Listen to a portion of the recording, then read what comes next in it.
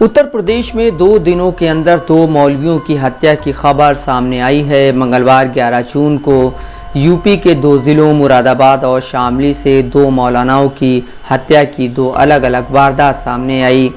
कुछ दिनों पहले 8 जून को यूपी के प्रतापगढ़ में एक और मौलाना की हत्या की खबर आई थी। मुरादाबाद की घटना में पीड़ित की गोली मारकर हत्या की गई है। वहीं शामली कांड में पीड़ित का सिर काट दिया गया है। हालांकि अधिकारियों द्वारा अब तक इन 3 घटनाओं के बीच कोई स्पष्ट संबंध नहीं बताया गया है।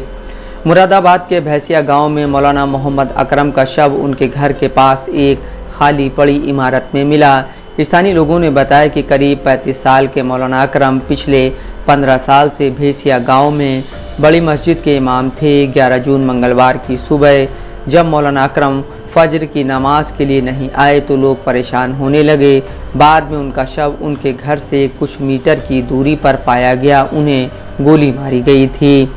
मौलाना अकरम के पड़ोसी यूसुफ ने कहा कि उनकी पत्नी ने सबसे पहले शव को देखा था। उन्होंने बताया, सुबह करीब 5:15 पर मेरी पत्नी ने एक शव पड़ा हुआ देखा। उसने आकर मुझे इसके बारे में बताया। जब मैंने जाकर जांच की तब पता चला कि वह मौलाना अकरम थे।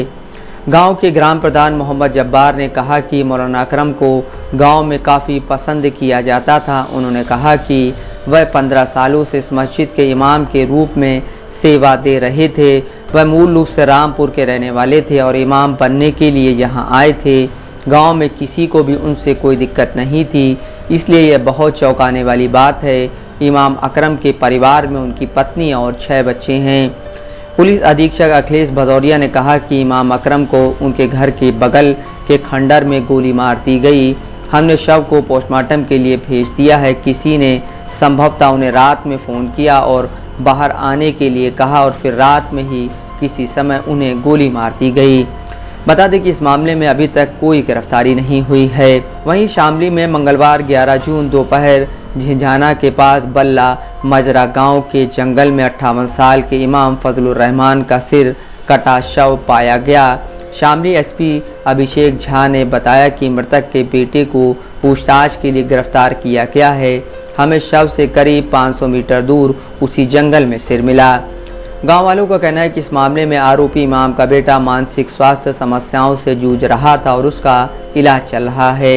इन घटनाओं के सामने आने के बाद AIMIM के यूपी अध्यक्ष शौकत अली ने एक्स पर लिखा कि इस सप्ताह में 3 दिन के भीतर हमारे 2 मौलाना को मौत के घाट उतार दिया गया, लेकिन हमारे वोट लेकर बड़ी पार्टी बड़े नेता बनने वाले अखिलेश यादव राहुल गांधी कुछ बोलने को तैयार नहीं, बिल्कुल मौन हैं।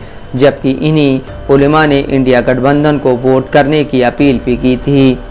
बता दें, प्रतापगढ़ में जमीयत उलमाए हिंद के ज़िला महासचिव और जाने माने मौलवी 67 साल के मौलाना फारूक की शनिवार 8 जून को सोनपुर गांव में बेरहमी से हत्या कर दी गई थी। नफीस अहमद, दस्तक लाइव न्यूज़।